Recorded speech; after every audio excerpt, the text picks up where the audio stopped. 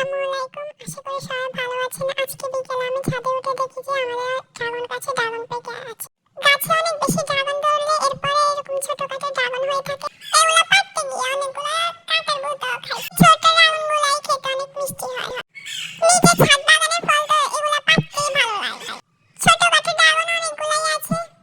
এরপরে একটা ছিঁড়া শুরু করলাম। ওগুলো ছিঁড়তে কিন্তু মোটামুটি কষ্টই আছে। ঘুরাতে ঘুরাতে আমার হাত ব্যথা হয়ে গেছে।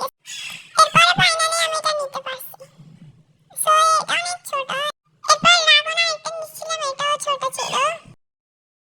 গাছে বেশি ড্রাগন ধরলে দুই একটা ছোট হয় ড্রাগন। এগুলো মানে মিষ্টি খেতে। প্লেটে নিলাম, সাজালাম, একটু ঢং টং করলাম ক্যামেরার সামনে। এরপরে একটা বড় ড্রাগন ছিল, এটা ছিঁড়লাম। এটা ছিঁড়তে গিয়ে আমি কাঁটার গুঁতো খাইছি, এরপরে ঢালও ভাঙছি। ফাইনালি এটা আমি নিতে পারছি এবং দেখতেই পাচ্ছেন সামনে উঠে ফেলছে ড্রাগনে।